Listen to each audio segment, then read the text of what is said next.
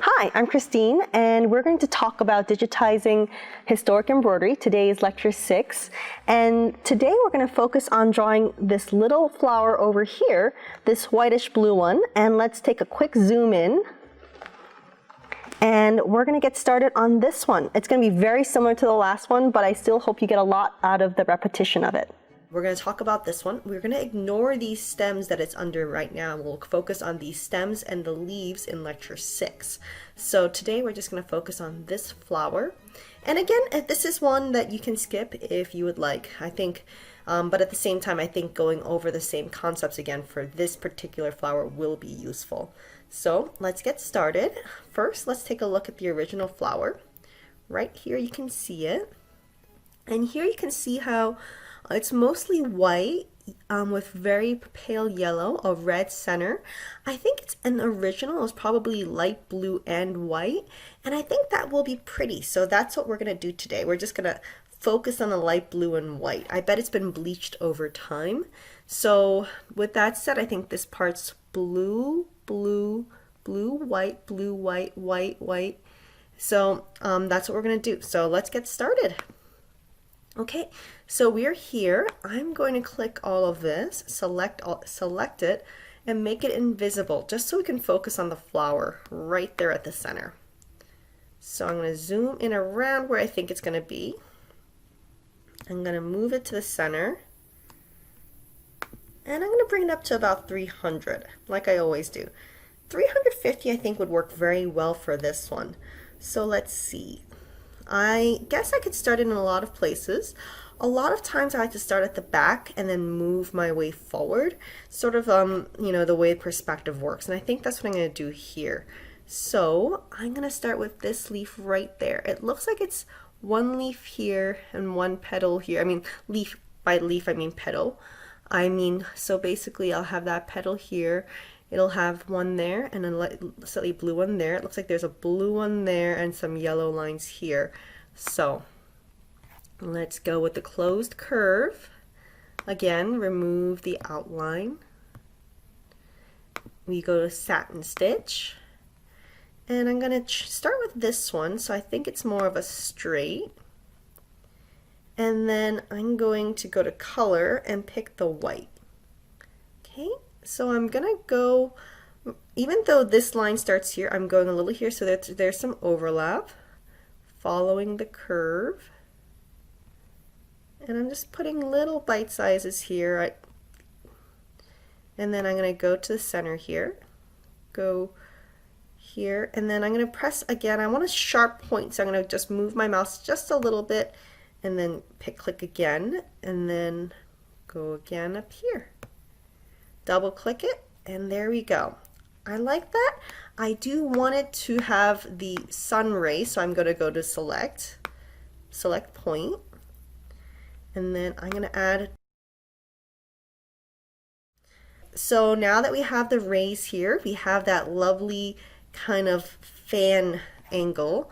So now that we have that, I'm going to go to this petal here. I am not entirely sure what color it was originally. As I said, I think it's been bleached with time. So I'm going to go back to closed curve, back to closed curve, and then I'm going to click light blue. Now this light blue, which one should I pick? I think I'm going to pick this one. And again, I'm going to start here, and I'm just going to kind of follow this one.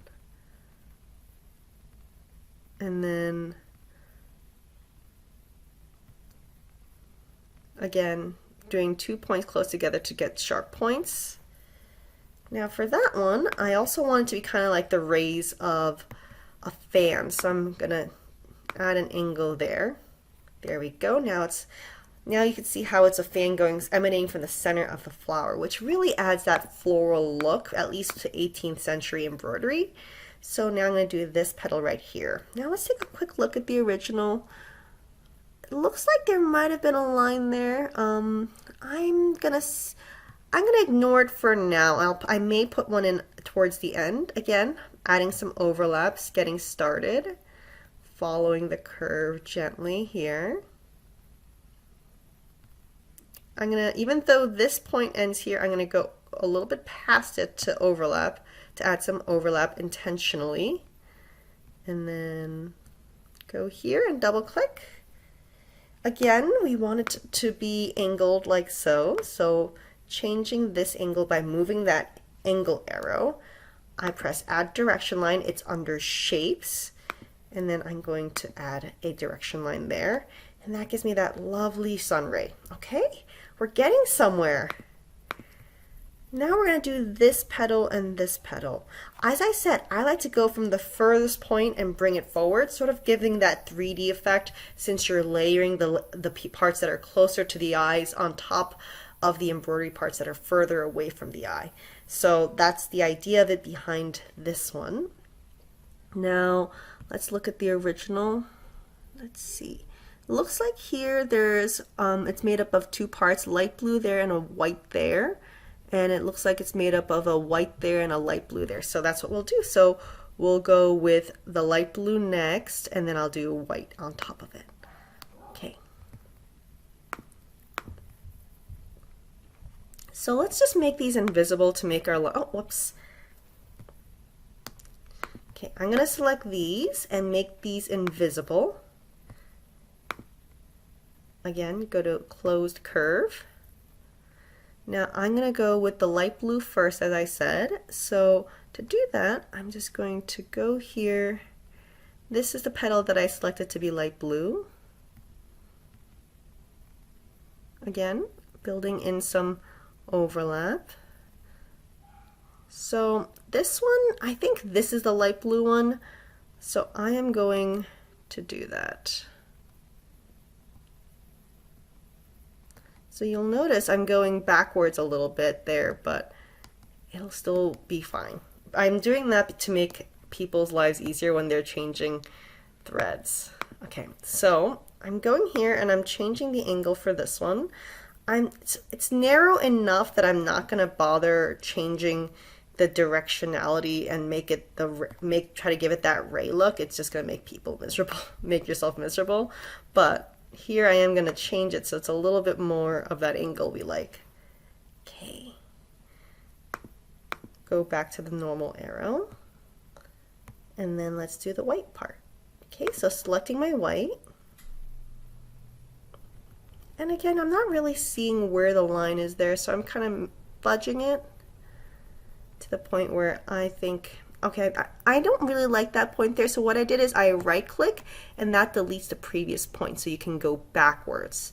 So if you make a mistake, like here, made a mistake, made a mistake, made a mistake, just right click, right click, right click until you end up where you want to be. Okay, so now here I want a sharp point, so I'm going to press not directly on the line but slightly where I was.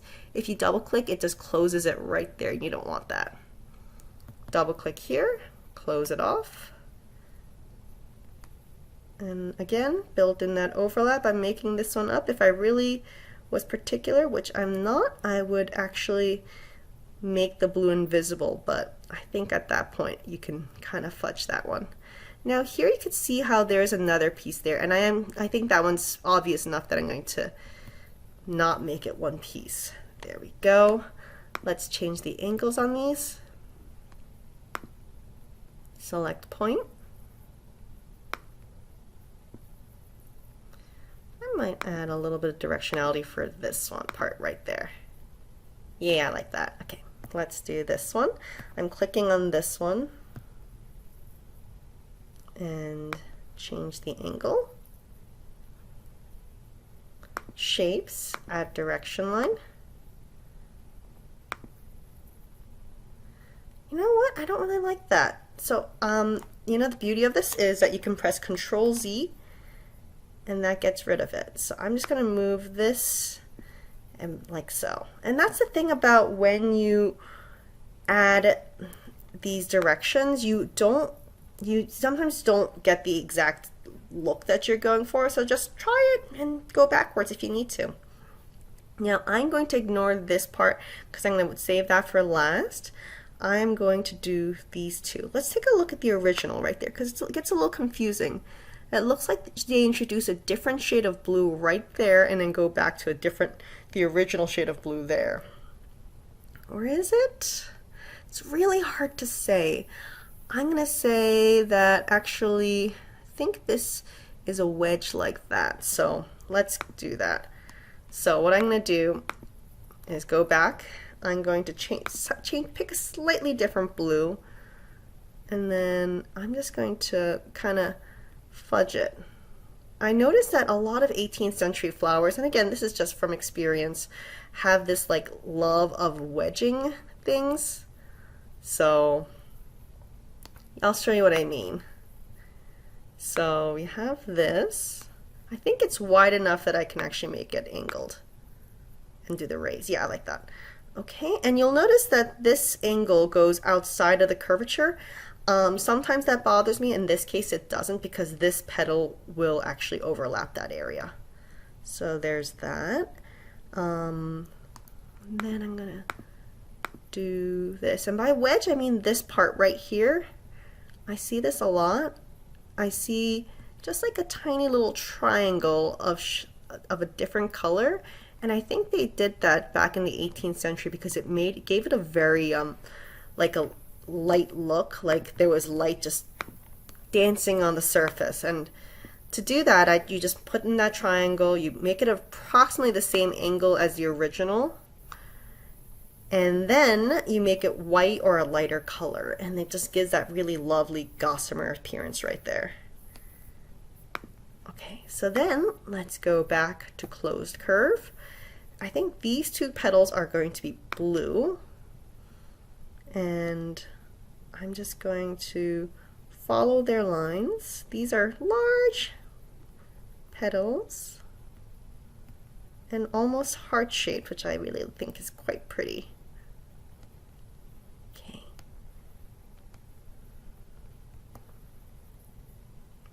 Okay, I'm going to do this one, and then we'll play with the angles to give it that fan-like appearance. Again, at the that corner of the heart, click, move your arrow just a little bit, click again, and then continue on, and that gives you that sharp point right there. Okay, now let's do the angle.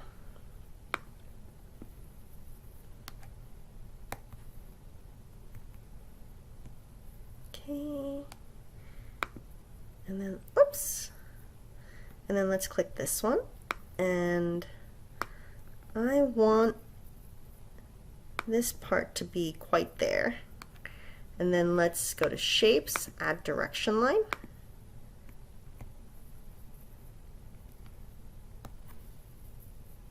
And then we have that. So I am really liking how this looks so far, but let's see how it looks in actuality. So let's click all of these, press the I button. Whoops, I forgot this one. Oh, isn't that pretty? Has that really lovely appearance. Now, to make this complete, we need to finish off the center. So to do this, you can't actually select multiple objects when you are under select point, which is why you have to go under regular select to do that. So now that I'm under regular select, I can gather these. I'm just going to group it to make my life easier. And then make it invisible. And then let's focus on this star, which, if you look at the original, appears to go up there, down there, up there, and up there. So we'll do that. And some of this is kind of fuzzy. I'm not gonna lie, I am making it up. I am making it a pale yellow. I'm gonna start here because I can actually see it there. And I'm just kind of making sharp turns where I need to, following the curve where I can, and then otherwise just making it up. Sadly, there's no higher resolution version of this available, but even if without it, I think we're gonna do just fine.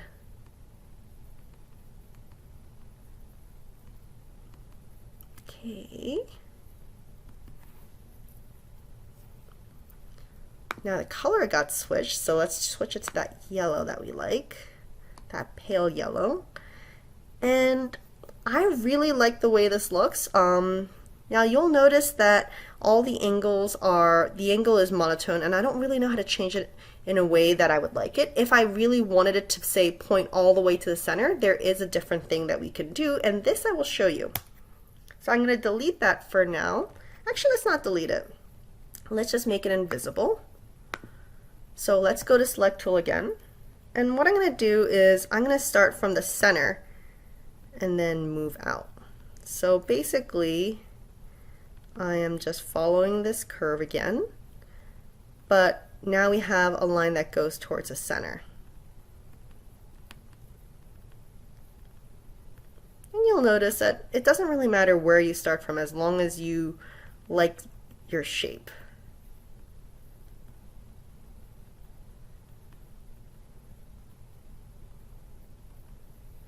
So I'm going to go here, and it's okay to overlap this.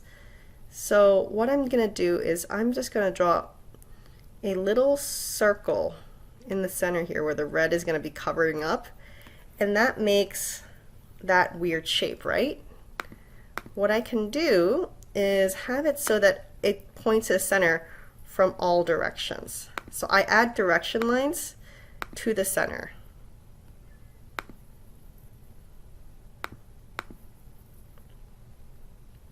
And I don't actually like this point there here, so I'm going to delete that one.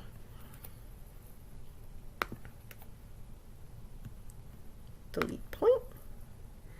And then I'm going to bring this one over here so it's kind of more star-shaped. I actually really like that. Okay, so now just to compare these two. So please note that instead of it having just one shape, it actually has a center hole that it becomes overlapped, and what I'm doing is I actually made it all points of it point towards the center, so you have that sort of star-like with all of the points going towards the center. Now the center hole will get covered. Okay, so I am going to just draw a large red dot here. And then that covers it up immediately, doesn't it? So let's make this visible. Now that I've grouped it, whenever I make one part of it visible, it makes all of it visible. So you can see that. And there you go. You have this flower. I'm really liking it already as is. I don't really see too much I want to change about it. But let's say we did not like this particular star. What I could do is I could make this one invisible, make the original one visible so you can compare them. See, it's all about which one you like. If you like this one better, you can go with it. I personally like the other one better, so I'm gonna just delete this one and make the more recent one the final one. So then, just to know for the red star, I am going to change the angle and then add some pull compensation. And that's because small little red dots, even though here it looks a little bit too big, when you stitch it out, they have a tendency to shrink. So again, I'm adding pull compensation ahead of time for parts that I know absolutely will shrink. And the pull compensation I put in is just 0.02 inches, but it makes a world of difference for these little dots. So now that I have this, I'm going to group it. Okay, and let's just take a quick look at the whole thing all together. And then I think this is a really great place to pause for the day. So we've already done so much. Oh my God. Okay. We have made everything visible. So let's zoom out.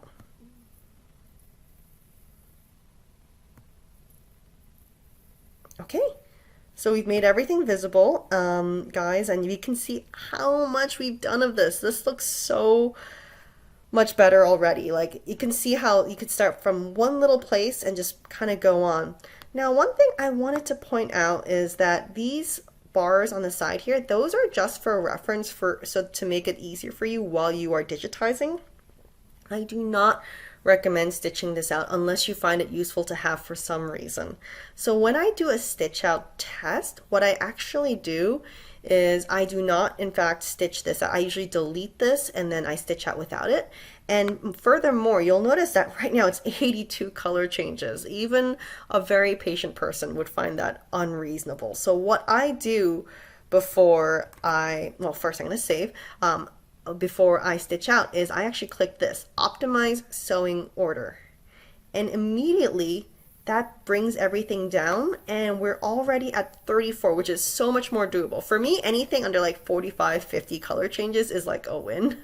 So I'm happy with that. You may not be, but I'm personally happy with that. So this is looking great. We're at 34 color changes. That's what I would do for the stitch out. Now I'm going to undo that because this is not my stitch out version. When I am editing, I find it easy to have many different layers and have basically every part be its own layer. Okay guys, take a look. I mean, we finished this blue flower here, and let's take a quick moment to step back. We have finished this entire motif. You'll notice that I broke this into different parts, and part of it is because that's how I really do it. I don't just sit and digitize for 12 hours in a row. I mean, you can do it. I personally don't, because that's how you start hating your fingers. And really, I don't want to do that. I want to love every portion of doing this. So really, I digitize a little bit, and sometimes I'll even just go into a design, print it on a piece of paper, and circle it and number it 1, 2, 3, 4, 5 in the order that I plan on digitizing it. And as I do it, I just cross it off. And the reason I do that is because all of these designs can be broken down into different parts. And you'll notice that the way that I broke it down is I started with the background first, with these leaves, then this wheat, then this background flower, then this flower on top. And that's because that's probably the order that the original seamstress who embroidered this by hand did it, because you go in layers. You go with the background first, and then you overlap the bigger flowers on top, and then you really digitize the stuff that's on the very top last. Next time, I'll talk a little bit about how to change the order if you need to, but today I'm just taking a moment. Let's just appreciate the fact that we have this entire motif done. Like, that is a huge achievement, and me personally, I celebrate for that. And you'll notice that this historic embroidery comes in two motifs, one up here and one down here.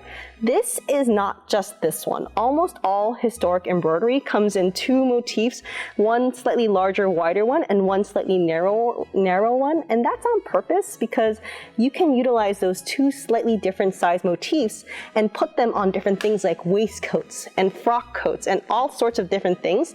And the difference in sizing makes that possible. So we'll talk about that a lot in our final lecture, but today, this is where I'm going to leave it off. For now, give yourself a pat on the back and see you next time.